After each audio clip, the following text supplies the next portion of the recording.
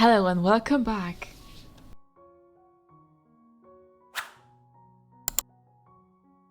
It's been a while since I did a paint by numbers painting, and since I had a friend's birthday coming up, I took out one from my ever-growing stash and painted it for her.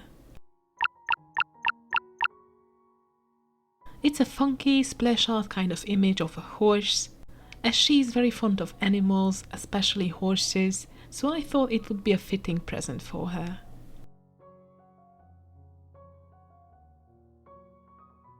A mutual friend of ours, Raya, who is also very much into arts and crafts and does paint by numbers too, came up with an idea for this video.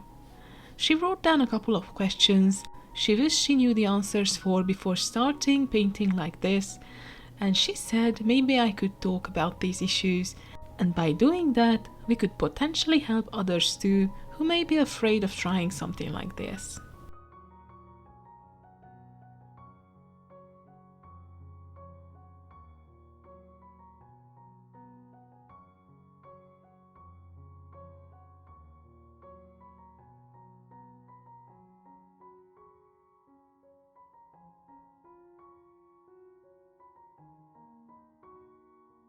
I have to say that I'm in no way claiming to be an expert in painting.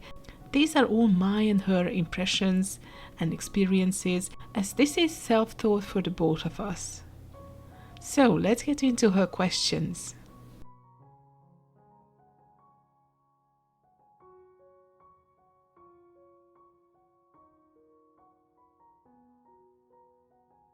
This is actually a funny question. Where we live in Hungary, there are a couple of ways to get these painting kits. There are several web stores that run them, and they are usually quite expensive despite many of these canvases actually being printed here locally, so they don't even need to import these packages from faraway countries. My very first canvases were actually from web stores like this. If you go back to my first video, you can see me mentioning them. However, I haven't bought anything online since then because it's often 5 or 6 times more expensive than what I can buy in physical stores.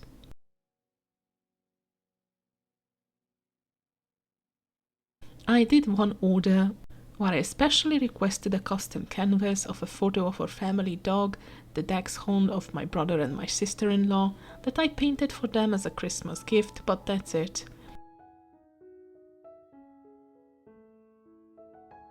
Overall, I think that unless you want a custom canvas, it's not worth ordering online.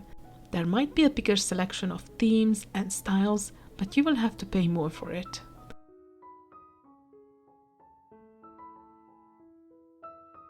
Now, that's not the case for web stores like AliExpress or Wish, and probably Temu. I haven't ordered from these sites, so I can't speak for their quality or shipping time. You might give it a try.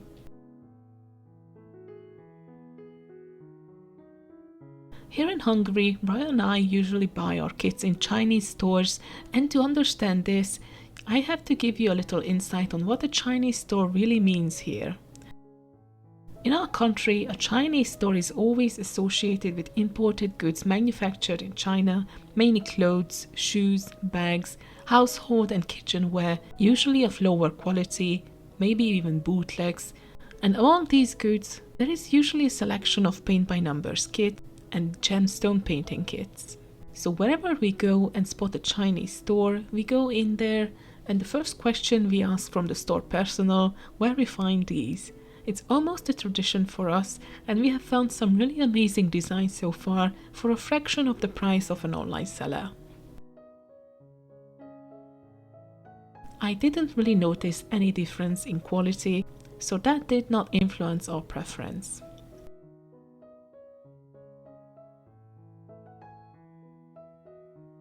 What is the situation in other countries? Good question. There are probably arts and crafts stores near to you, or if there aren't, you probably want to give a try to AliExpress, I guess.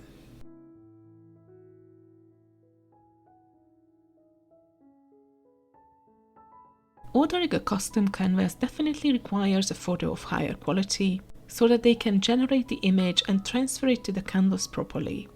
Usually there are no strict restrictions on what images you can submit, but it might depend on the size that you choose for this. I'm guessing no nudity is kind of self-explanatory, although there might be exceptions, of course.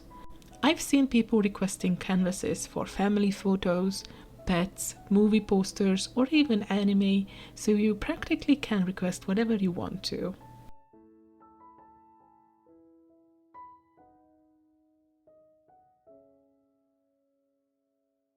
You can pretty much start with whatever comes in the kit. The canvas is usually folded, so sometimes people try to iron it carefully before they start. If you, however, want to get it framed later, you might skip this, as the people who professionally do this have their own equipment to stretch the canvas properly, where the folds disappear anyway. The last time I got one framed, the lady at the store told me a secret technique too. If the weather is warm and you sprinkle water on the backside of the canvas and put it out to the sun, it will smooth out itself. I might try this when the spring comes. As for the brushes, you can use what comes in the kit. They are quite durable and last throughout one canvas, sometimes even longer. I have a lot of unopened packs because I did not need new ones. You don't need special solvents or thinners. You can always just use clear water to thin the paint. Have a clean paper towel nearby so that you can clean and dry your brush when you switch colors.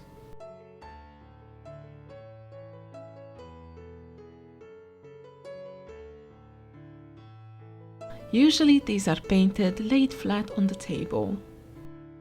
You can add it to a temporary frame and try to paint it on an easel, but I think that would become tiresome pretty fast.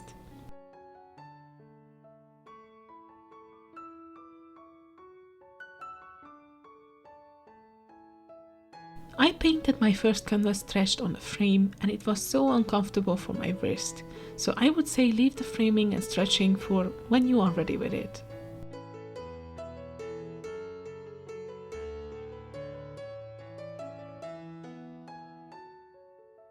When you are unboxing your kit, it's always recommended to check the availability of the colors. Lighter colors usually run out faster because for some reason they are a lot thicker and give less coverage than the darker colors, and you have to go back multiple times to fully cover the areas.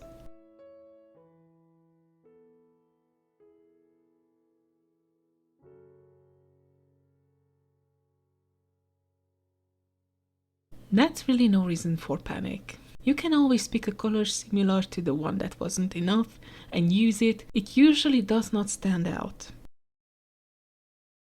You can also use remaining paints from previous canvases. I always keep them in case I have to use them in situations like this.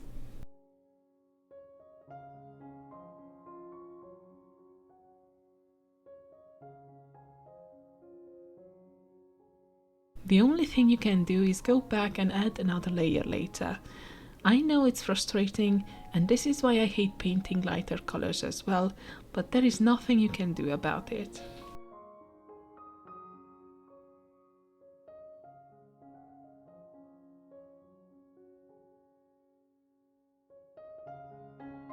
One is usually enough if there is a proper coverage. You might see small cracks and spots in it, but it dries. But the canvas shows through that you have to go back and correct it. However, if you thin it to a yogurty consistency, it should be fine.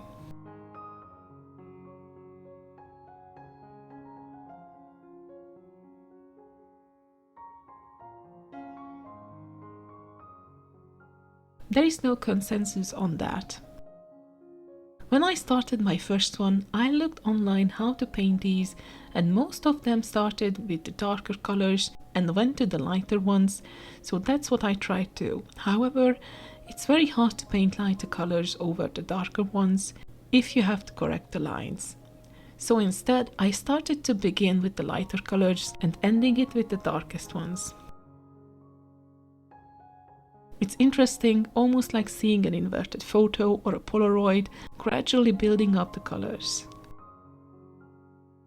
As for the direction, it really depends on if you're left-handed or right-handed and where generally the direction of your writing goes. I'm right-handed, so I always start from the top of the canvas, from left to right. What you should definitely start with is taking a photo of the canvas if the package does not include a copy sheet with the numbers. Because if you need to go back and correct some areas, it's good to know what color you need to use.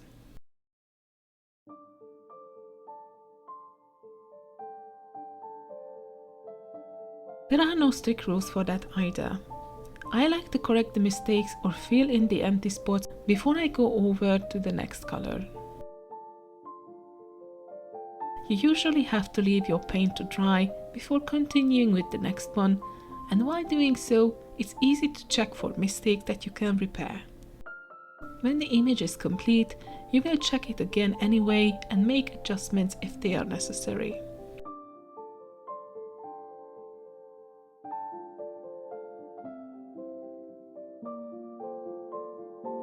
Usually these are cheap non-brand brushes. You can take care of them and extend their lifespan by washing them properly at the end of your painting session. Clear water is fine. If you have special brush cleaner liquids, you can use those too. But if it wears out, you can just throw it away, no point in keeping it. If you have your own set of brushes that are of higher quality, it's good to take care of those, but you don't really need an extra special brush for such a painting.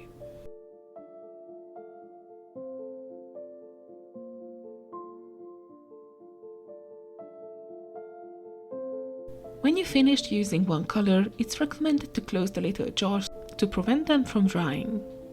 Adding a couple of droplets of water also helps to keep their consistency.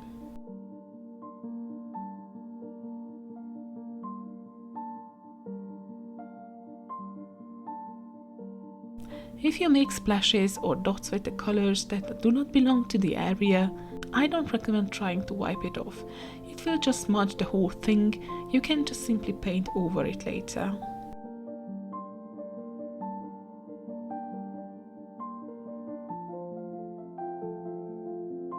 This is acrylic painting and it usually dries pretty fast, especially when the temperature is warm.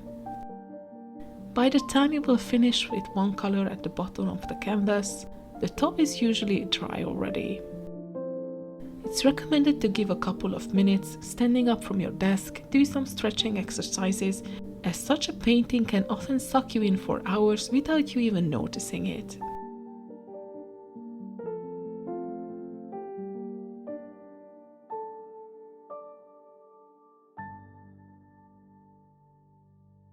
Due to the price of wood, framing is usually quite expensive, at least here where I live.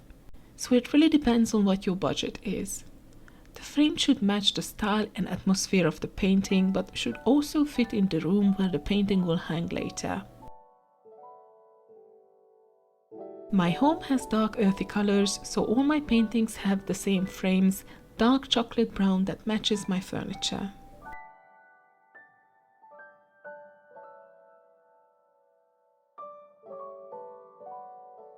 I would say keep it, because you never know when you run out of a color that you have a spare in your drawer.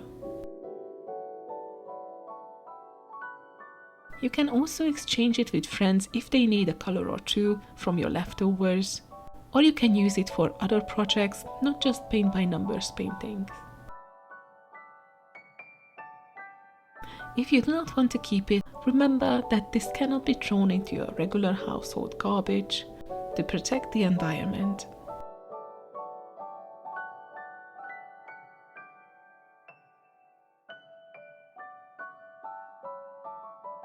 Unfortunately, based on my experiences, not really. I usually try to paint in clothes that are old, and it's not a problem when it gets stained.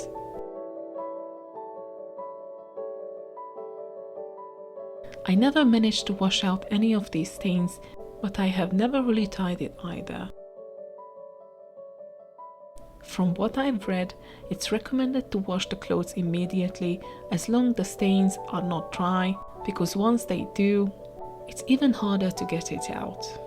Apparently, if you scrub the fabric in water with ammonia, salt and vinegar, it might come out, but I haven't tried this method yet, so I can't be sure.